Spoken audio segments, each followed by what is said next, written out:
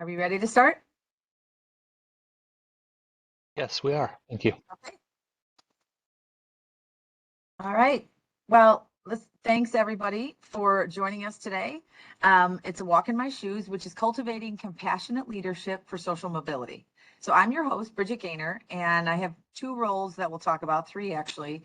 I'm a global head of public affairs and policy at Aon, where I've been for about 20 years. I'm also a commissioner on the Cook County Board, which obviously, as many of you know, handles public health, public safety. And I'm joined by Sean Garrett, who's the president and CEO of the United Way of Metro Chicago. I'm actually also a board member of the United Way, and I'm very proud to be a part of that organization. And you'll see how these two things blend together. We're also joined by Ashley Palmlo, who's the corporate engagement manager for the United Way of Metro Chicago. So we'd like to thank our local sponsors, without which we couldn't be here today. So very much appreciative of everyone. It's Risk Strategies Companies, Aon, Chubb, the Council of Insurance Agents and Brokers, and Swiss Re. And with special thanks to the United Way of Metro Chicago for hosting our simulation. So why are we here today?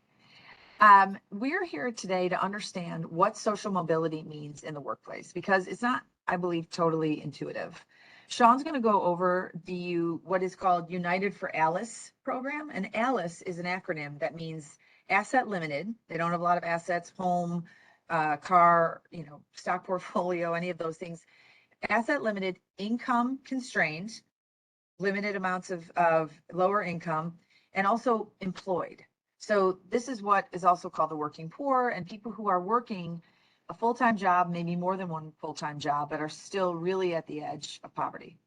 And then Ashley is going to run us through a live simulation program called A Walk in My Shoes. And the purpose of that is to build awareness of the harsh realities of life that low-income families face every day. And we're going to discuss how the corporate workplace can cultivate compassionate leadership for social mobility. And, I think you'll learn from both myself and the United Way is that this isn't about understanding the problem, or it isn't just about feeling bad about it. It's what is the action that we're going to take tomorrow to make sure that we're doing something about this issue that we learn more about today. So it's going to be followed by a Q&A session. So please go ahead and you can enter your questions in the chat if you have any, and then we'll get to them at the end. And to get us started, we have a few questions that are based on the United Way research here in Illinois to help all of us start thinking about social and financial and economic class differences. So you're going to see some questions pop up on the screen, and there's the ability to do a polling. And we're going to ask the questions, and then you'll put in your answers, and then I'll come back and answer them, some of which I think are probably going to be a little bit more of a surprise. So while we're getting that all set up, I'm going to explain what social mobility is in the workplace. So it's an understanding that, are we ready to? Okay, great. It's an understanding that social class differences can be a strong determining factor in an individual's future success and career achievement. Who you know, how you get promoted, who do you tend to want to align with on your teams? A lot of those things can be driven by, do you think you're in the same class with someone? And maybe it's not even something that you think out loud, it just happens. Allowing people to apply for, obtain, and advance in roles that are above or below their social status, which is, what are the barriers? Both the real barriers, like, we require a college degree for entry-level positions, or the barriers that can be more insidious, but just as powerful, which is who you know, how do you engage, do you know kind of the social norms and some of the subtle things that happen as humans interact, that leaves you stuck in one job or another. And to ensure that we provide equal opportunities to people regardless of socioeconomic background, but it's really what we focus on is, can you do the work? Do you know how to do the work? So that's great. So why don't we go to the questions now, if we're ready to do that. I think you see question number 1 teed up there. What is the bare minimum cost? And the purpose of asking these questions is really to kind of get our head in the game as to get aligned on a common set of facts. So what's the bare minimum cost for a family of 4 to live and work in the modern economy? And what this is just the basics: food, housing, childcare, transportation, insurance, healthcare, basic smartphone, cable, things like that. And so you'll see 4 answer opportunities. So go ahead and put in your answer. And okay, great. So moving on to the next question. We're ready to move on to that question. The number 2, on average, what percentage of jobs provide an hourly wage that allows a family of 4 to earn about $57,000 annually to meet their basic needs? So, which percentage of the jobs that are in our economy cover that basic needs? Okay, so we'll come back later to answer that question. And then number 3 is, which of the following jobs, of which there are many at the entry level, pay more than $20 an hour? Cashiers, maintenance and repair workers, secretaries, nurse assistant, all of the above, none of the above. So I think, are we ready to come back and address each of the answers? If we are. So if we go back to the first one, I might have given it away in asking the second question, but the answer for what is the bare minimum cost for a family to cover is $57,144 US. And the important thing to remember about that number is that is not saving for college. That's not even taking an annual vacation.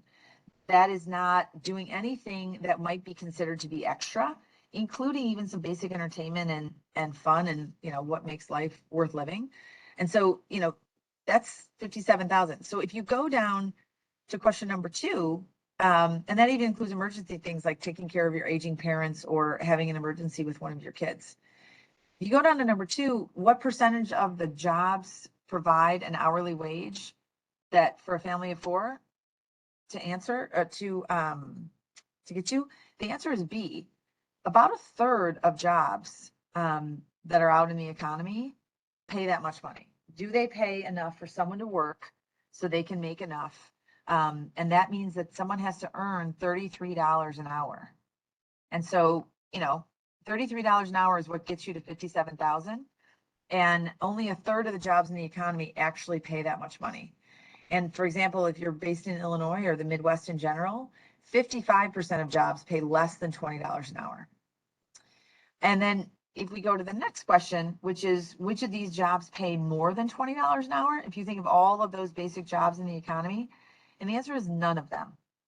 So if you think of cashiers, when you see someone doing maintenance or repair, secretary, nursing assistant, none of those jobs pay more than $20 an hour. And what we know is that if you're trying to support a family with 2 adults and 2 kids, $20 an hour is way less than what you actually need.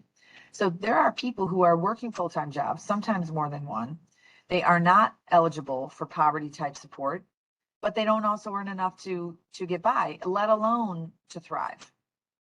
And there are people that we see every day in our workplace, in our neighborhood, on the train, and they're living on the edge financially. So it's an incredibly stressful place to be, but also what you realize is the system is built that way, and what is it that we're going to do about that? So thanks for answering the trivia questions. I appreciate that. And I think it might, give you a few facts to go into. So now that we know some of the facts and we have some idea of what it takes to survive and what jobs are actually paying, now we have to think, well, how do we come together to make a difference? What is it how do we take the next step to actually be pragmatic and make an impact? So at that moment, I'd like to introduce you to the president and CEO of the United Way of Metro Chicago, Sean Garrett. So as I mentioned to you before, I'm on the board of the United Way, and I've also been aware, as many of us have, of the United Way for a long time. And the United Way, I'll tell you, the mission statement is to bring together business community, civic, and philanthropic leaders to really address some of the challenges facing the community and reduce impact and reduce the barriers to being successful and thriving. But I'll also give you one perspective, which is, we're just exiting COVID, and it was a very difficult time. And it was health concerns difficult, but it was an incredibly difficult time for this exact part of the population that we're talking about, because in many cases, if they don't go to work, they're not getting paid. So even if they're not making enough money to actually survive, if they don't show up, they're not getting paid. But many of them had to show up in order to get paid, and they were at the front line, most exposed to COVID, and still barely making enough to make ends meet. The United Way of Metro Chicago, in my, very long time in the business community and civic community in Chicago, I don't know if I've seen a more effective response to a major issue.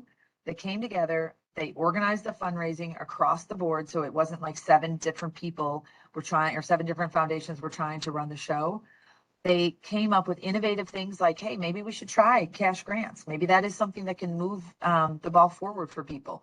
They came in and really supported community-based organizations, and they were in many ways the safety net for the city, and participated in an incredibly collaborative way with the private and public sector. So with that, Sean, I'd like you to go ahead and also introduce yourself, and I think you're going to tee up some of the Alice information.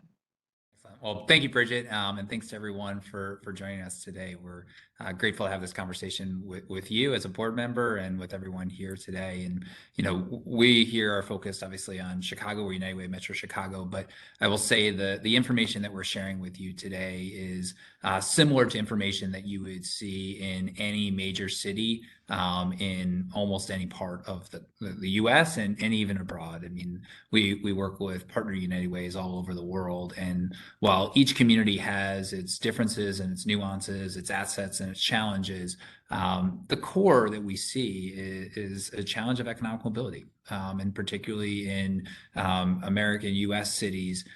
You see this huge divide. And one of the reasons why we really use this Alice example, we're about to show a quick a video on it, is because I think a lot of the conversation in America in particular is about folks that are struggling in poverty, which is an extreme challenge and very real. But it almost glosses over the fact that there is another 20 to 30% of our population that is just barely making it and really struggles to deal with any challenges. And so that's really what the Alice conversation is all about. Often these are folks that we say they're in uniform. They're working as a barista. They're working in a restaurant. They're working in places where you're interacting with them every single day. They're working often 2 jobs, and yet they can barely make ends meet. And it's important for us all to take stock of that as we think about what is it that we can do, because this is an issue that's been in existence for some time now. And so we'll go to this video now, and then when we get back, I'll quickly introduce Ashley, as well as our simulation that we're going to ask you all to be a part of, to give you the opportunity to really, as the simulation says, walk in the shoes of somebody else who is experiencing the realities of what it means to be an Alice person in our community.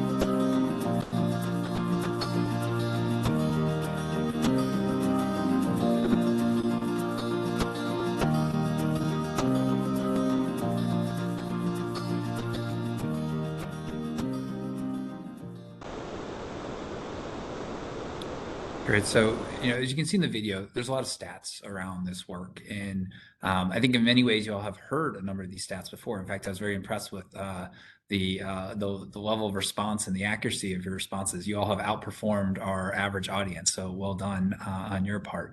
But what we want to do today is an exercise that Ashley's now going to walk us through called Walk in Their Shoes or Walk in My Shoes. And the idea behind this is, let's move away from the stats for a moment and talk about the real choices that people are dealing with every single day. And these are choices that people are making before they get to work, while they're at work, that are impacting them all around us. And yet you almost never know it because you don't see it. It's hidden. We talk about this often at United Way, that a lot of the challenges that people face are hidden. And the goal here is to kind of bring that to light a little bit. So we all are a little bit more aware of the challenges that everyday people all across our region, all across our country and world, frankly, face. And then we'll transition and have a conversation about what can we do about it and what's our role in that work. So I'll turn it over to Ashley now, who's going to walk us through a simulation. You're going to be asked a few questions, and we're going to see the impact of the choices that you choose to make. So Ashley, I'm going to turn it over to you. Thank you so much. Hello, everyone. My name is Ashley Palomo, as Sean mentioned, and hello, dive-in participants. I'm so grateful that you're all here with us today.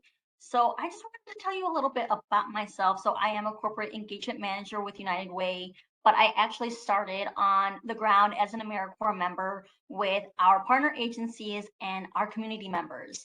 And then afterwards, I transitioned as a fundraising ambassador, and then I'm here with you all today.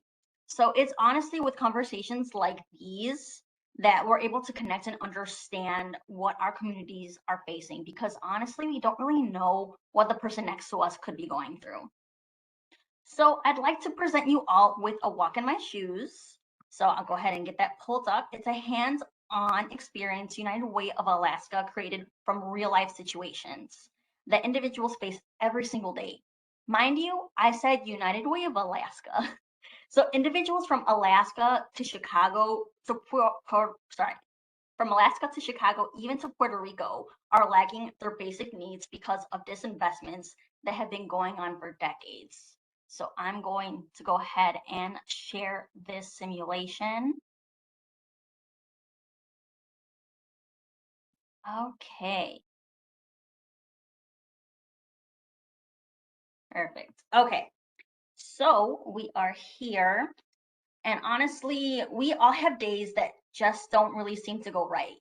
The past couple of years have been rough on us all collectively, right? But think for a moment about what got you through those toughest moments. A safe home, a steady paycheck, family and friends asking how they can help. That is not the reality for many. 1 in 3 households in Illinois are struggling to meet their basic needs. A car breaking down or a loved one needing medical care is difficult for anyone. For many of our neighbors, these life moments will break the bank. I'd like to take the next couple of minutes to walk you through real life situations where individuals struggle to afford their basic needs while working just like you. This may be your mail person, restaurant worker, UPS driver, grocery store clerk, or honestly, maybe even you. Throughout the next couple of minutes, we will all choose a decision in Amanda's life by voting on the poll that will appear on the corner of your screens. Okay, so let's dive into Amanda's life and put ourselves in their 23-year-old shoes. Here we go. Okay, so you are a single parent of a 6-year-old son, dropped out of school when you became pregnant because you didn't have support or access to resources, and are working part-time as a waitress. You thought it was best to work part-time to cut child care costs because, as some of us know, child care can get pricey. So per month, your income will be $1,810 US. This includes tips and you're working paycheck to paycheck. To break that down, that's an hourly salary of $11.14. And your yearly salary is $21,720. Do you think you'll be able to afford your monthly expenses on the salary when you were 23 years old? Let's go ahead and get started. Okay, So it's time to pay your bills. Your rent is due, including utilities, phone bill, your car payment, and childcare. Let's see, that brings your balance down to $640. And note, we can see our balance on the bottom right-hand corner of the screen. And this is where I would like you all to start voting. So here, small decisions can make or break the bank. What will you decide? You're offered full-time hours at the restaurant. Which shift do you request? Lunch or dinner? And with these polls, you can definitely make it a little bit smaller if you would like, so you can see the question as well. I'll give you about 20 seconds to put your polls in.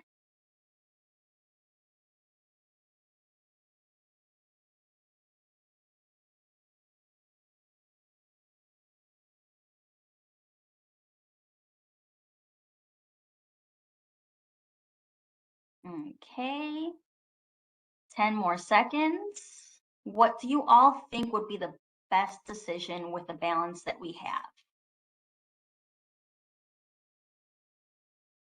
Okay, I'll give you guys a couple more seconds. So far, it looks like we think that lunch is our best option.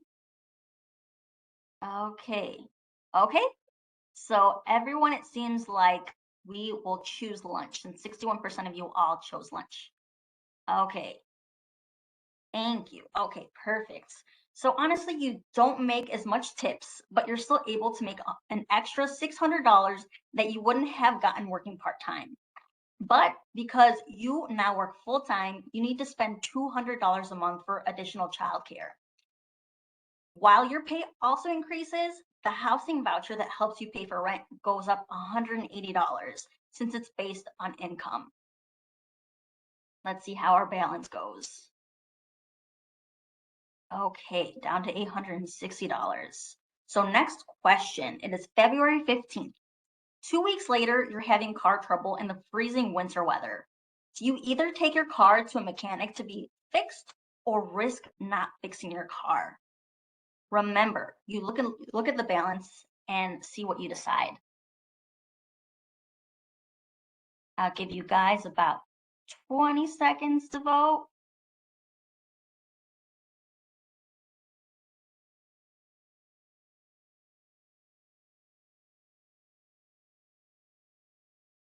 These are very difficult decisions, so 10 more seconds. 5, 4, 3, 2, 1. Let's see. So it looks like everyone wants to risk it. Ooh, I'll probably come back to you guys and ask why. Okay, so we'll go ahead and risk. Okay. Whew. Your car does not break down. Luckily, your budget stays the same. Ooh. Okay. So now it is February 19th. Okay. So you've been thinking about getting your GED and you call the Illinois Department of Human Services for help on where to start. They connect you with a caseworker where you create a responsibility and service plan and sign up for GED prep classes. So that's $30. Let's go ahead and continue. Okay, now it is February 22nd. A few days into working your full-time job at the restaurant, your son is eligible for All Kids Insurance, which is an Illinois program for children that need comprehensive, affordable health care. Great news for him. The only thing is now you are no longer eligible for Medicaid because your pay no longer qualifies you for it. You're eligible for health insurance through work, but you need to pay part of the premium. Oof. So here it is. Do you want to sign up and pay the premium or risk not having health insurance for yourself? Don't forget to look at the balance at the bottom of the screen.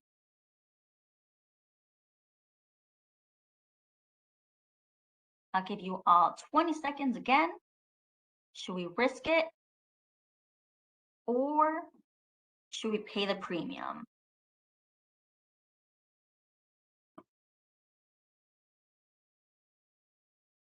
Okay.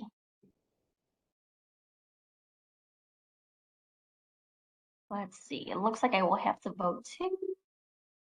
I'll give you 5 more seconds. 5, 4, 3, 2, 1.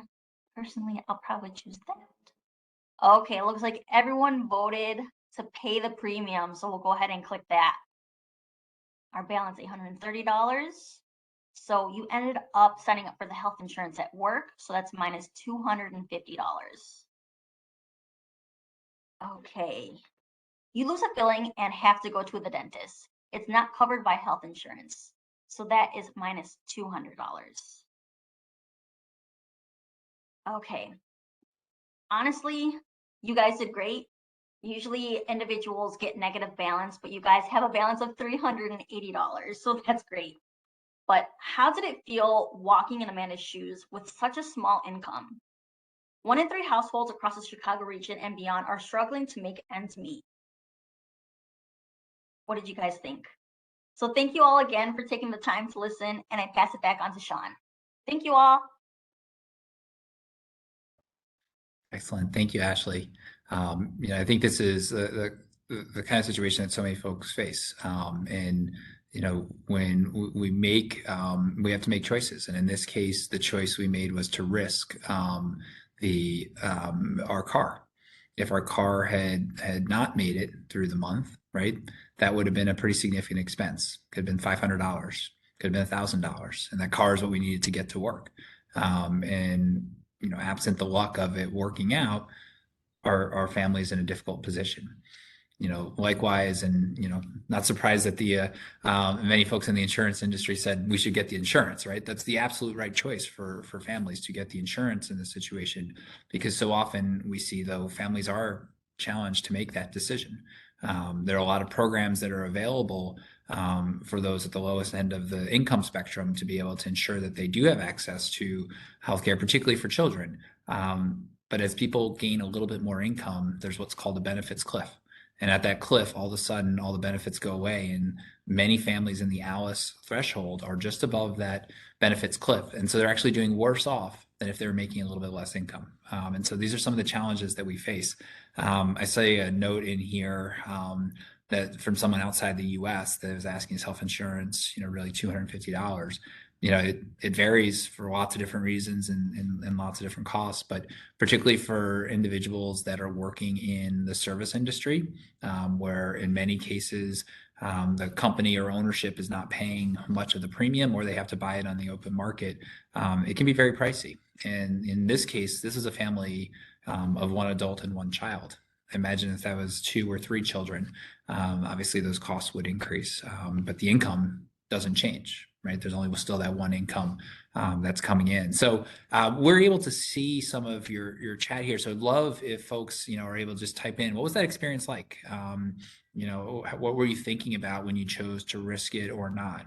What were you thinking about when you chose to purchase insurance? Love to get any feedback from you all, and we'll make sure, I don't know that you all can see it, but we can. So we'll be happy to share some of the thoughts before we'll turn it over to Bridget. So maybe actually while you all are thinking about some of those thoughts, I will turn it over to Bridget. But as we bring her up, one of the things I'll say is the goal here for us is not really necessarily just purely make you say like, oh, wow, that's hard, but it's also say, what can we do about it? And Bridget's going to give you a few, ways to think about that work. One of the things I'd encourage you to think about is this is a reality everywhere around the world. And, getting involved with a place like United Way, so many different organizations in your community, they need your help. And there's things that, as Bridget's going to share, that you can do as a firm, things that you can do as an individual at your firm, but all of us can raise our hand and say, I want to get involved. I want to be a donor. I want to give to, these types of fundraising campaigns. I want to be a volunteer. But you can also think about, just as a human, look and see people for where they are and recognize that some folks might be having a tough day because unfortunately their car might have broken down that day, right? And how do we just meet folks with empathy? That's something that we talk a lot about within our work, of recognizing that folks are coming from all different kinds of situations. And so really appreciate that. And Bridget, as you're coming up, we've got a few thoughts from folks here that, thinking, hey, if you work the lunch shift, they might not have to pay childcare. So in some senses, yeah, there's a chance, but remember, a lot of schools get out between 2:30 and 3, and some of the lunch shifts might go to 4:30. And so the $200 for childcare is one of those situations that helps bridge that gap for that time period. So a lot of different challenges that we run into in that work. And so, Bridget, I'll turn it back over to you. Yeah. No, thanks, Sean. I appreciate it. So to Sean, as Sean mentioned, there's what do we do as an individual, and that's up to everybody and how they're involved in their own life and church or community. But the other way that we really gather is, we work for an employer and we have a job, and the job is in a workplace, and we're surrounded by other people. And, large employers especially, but even small and medium-sized ones have the ability to take actions that are going to eliminate some of the barriers that get in people's way. And, governments have the ability to create tax incentives or to give subsidies to people, but employers, what we really do is we can employ people. And the questions we have to ask ourselves is, are we really opening ourselves up to a broad swath of the community, or are we limiting it? And at Aon, I'm going to tell you a brief story because I think it's something that can be exported to lots of other employers. About 5 years ago, we looked at our entry-level positions, realized not only did we have no diversity or very little diversity, but we realized that one of the things that we required 4 years of college, two things about it. One, it really shut the door on a lot of people who had not been able to afford college.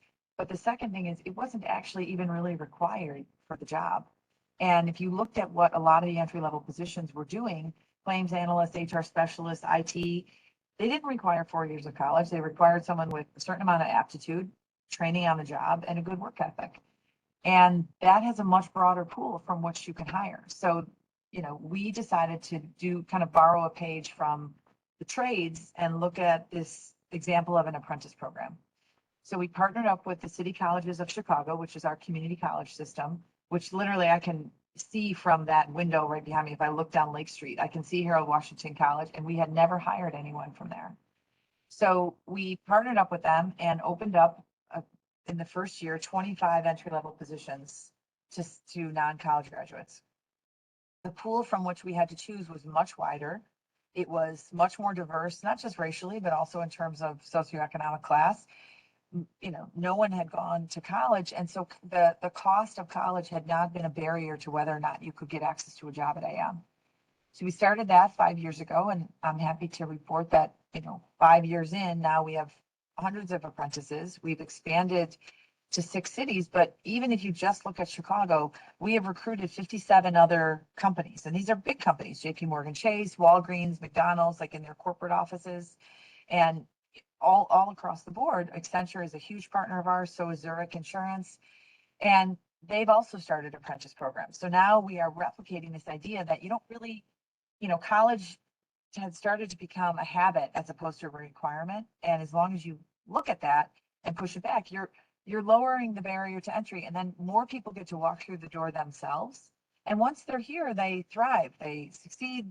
Many of them continue on to go to college while they're working, but we also have tuition reimbursement. So you're allowing a much broader group of people to have access to really good employment, which means health insurance and a retirement plan and a steady income. And so that is one example of things that you can encourage your employer to do. And then as individuals, I mean, look, I am a big believer in aligning with big institutions, and sometimes they get problematic because they're filled with humans that do things that irritate us. And, so it's easy to kind of cast aside some of the large institutions that are in our community. But at the end of the day, they are in many cases more permanent, and they have the ability to really make an impact on people's lives. And whether it's a church, whether it's a community service organization, tutoring, anything like that. But I would really encourage, if you work at an employer that has a United Way program that you can contribute through your paycheck, I would do it. Because these guys have been incredible stewards of the contributions that they've received from us and from many other people around Chicago. And they've also, because of their permanence and their history and their connection to other companies, been able to make an impact far greater than just one organization on its own. So I'd really encourage you to think about, if you don't have a United Way program, I mean, I lead the United Way campaign at Aon, and as many of you know, who, at least in Chicago, who get emails from me about this, you know, you can give $5 a month. You can give the cost of one cup of going to Starbucks a month, and that can really make a difference when you pool all your employees and colleagues in together.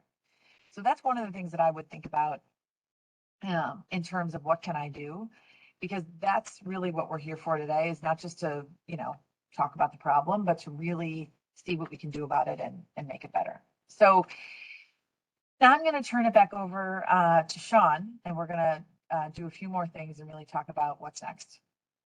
Great. Well, thanks, Bridget. And while you were talking, we got a couple more kind of comments back in, and I think you actually highlighted one of the one of the great opportunities and answers, if you will. So the question or comment was, you know, the struggle of the simulation, right, is we're living day to day. We're basically prioritizing short term over long term. And in this case, right, we made it. We got through the month without our car breaking down. We had about $300 left over. That's 1 month. We've got to make it through the next month and the next month and the next month. And we have no ability in this to really maneuver for the long run. Nowhere, by the way, did we talk about savings for retirement. Nowhere did we talk about savings for college. Nowhere did we talk about any sort of investing or ways to grow, you know, from the situation we're in. We were just talking about surviving. And I think that's one of the really powerful things that you were talking about. Like when you hire an apprentice, you're bringing them in and they're getting not only the paycheck and a good paycheck from Aon, but they're getting access to all of the opportunities. So they get access to mentorship that I know is really, really valuable, which is, you know, amazing what you all are able to do. They get access to health insurance and a really powerful and strong health insurance plan that can help them and their families be, you know, in a much better position. They also get access to your retirement programs and also the acumen within your company to help people understand why they should do it. Because it's one thing to even have access to a retirement plan. It's another thing to have it. You know, the difference between uptake on retirement with, you know, depending upon the firms and places you're in is pretty significant. And for individuals to be in a place that is encouraging them to save, well, now they just went from living the paycheck to paycheck scenario we were just talking about to now they're able to save and save for their future and save for their family's future while being in that stable position. And it's really powerful. And so really grateful for what Aon has done. Your work around the Apprentice Network is just amazing. It's been able to recruit so many companies and really provide opportunities. And I think that's a lot of what our work today at United Way is about, is how do we work with our entire community, whether it be the private sector, the public sector, or the nonprofit community, to create opportunities. Some cases, those might be jobs. Other cases, they might be investments. But the point is to create opportunity. And so we're grateful to be in this partnership with you. And we'd love to, at this stage, open this up, I think, to questions, and happy to answer any questions that people have about the experience, or any questions about ways for them to get involved, or questions for Bridget and the work that Aon and others have done to really drive opportunities to create change across our region here in Chicago.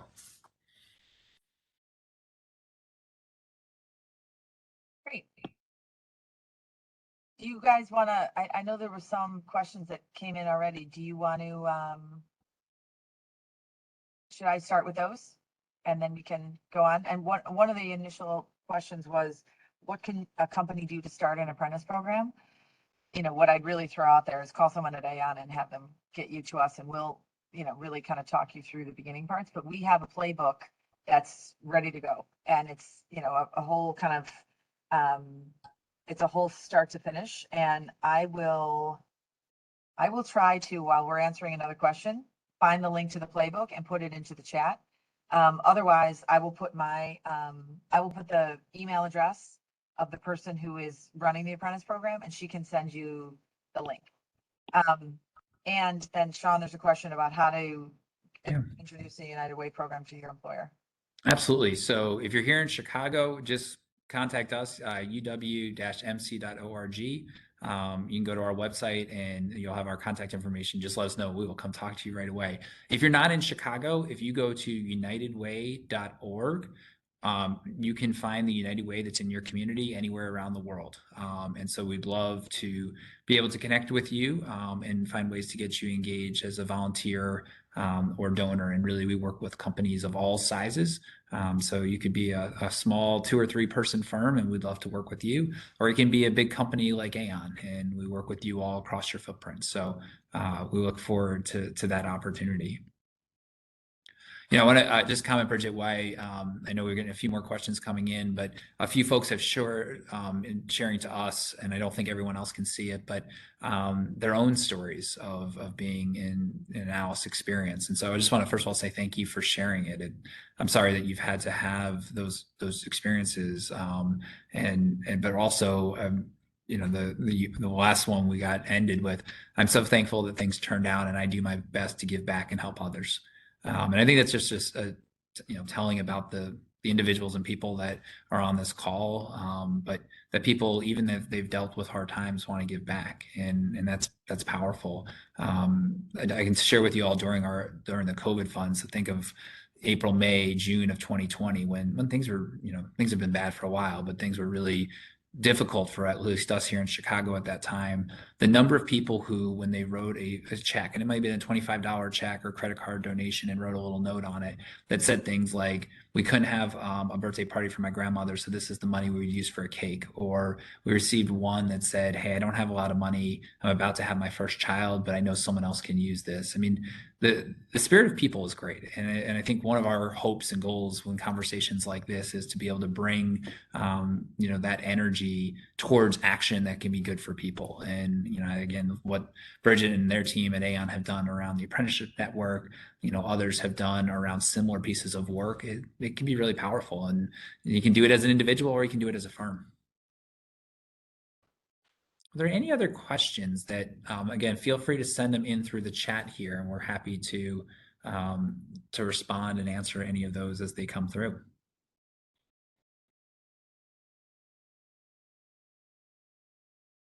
Ashley, we just got one that was asking for you, but what kind of feedback when you run this simulation do others have? I think you might be on mute. Thank you, John. I would definitely say that individuals were shocked at how much they would get paid. And we do have 2 other characters as well if individuals did want to try it out. We do have a lot of employees that did want to go back and do it on their own. So yeah, there's 3 other characters. Let's see. Honestly, I also have heard that individuals kind of connected more with their own neighbors to see how they were doing. So those were the big 2 things that I've definitely heard from individuals after taking a walk in my shoes. That's great. And I see we had one question around, how does United Way support people in need? So what's great about United Way is we're a little bit different in every part of the country and frankly around the world. And so our job is to work with the community to address the needs that are most relevant for that city, that region, that neighborhood. And so what we do here in Chicago is really twofold. One, we invest through a network of partners, over 130 partners that we invest in to provide basic needs. So to help families that, just like these kinds of simulations we talked about, with support for childcare, with support for, for those unexpected expenses. We have what's called a barrier reduction fund that help people get through those barriers that keep them from getting to jobs. So that's on our basic needs side. But then we also invest in neighborhoods. And so in Chicago, the neighborhood that you're born in has a very strong predictor of your economic earnings, education, and life expectancies. And our work is about how do we change that. So regardless of where you go home, you drive 5 miles in one direction or 5 miles in another from the hospital, that shouldn't be the thing that determines what happens in your life. And so we work with our communities to say, what is it that you want to see in this neighborhood? How do you want to see it grow? We bring together a coalition of partners that work on a plan, and those plans cover everything from affordable housing to cradle to career education, family wraparound services, but even things like arts and culture. People don't just want to survive, they want to thrive. And so how do we make sure we have good food? How do we make sure we have good schools? How do we make sure we have all those kinds of amenities? And so we work neighborhood by neighborhood here in Chicago to do that, and are very grateful to work with so many amazing partners who allow us to do that work. Well, I think we might have gotten through all of our questions. I know we will bring up one last slide, and then I'm happy to walk us through that last slide, just to kind of a recap of some of the things that we have talked about, and then I'll turn it over to Bridget to close us out. But, when we think about the ways that we can all respond to how to help those in the ALICE community, first and foremost, as individuals, it's treat people with empathy, treat people with respect, get involved with your United Way or other community organizations in your community, right? That's a baseline that we can all do.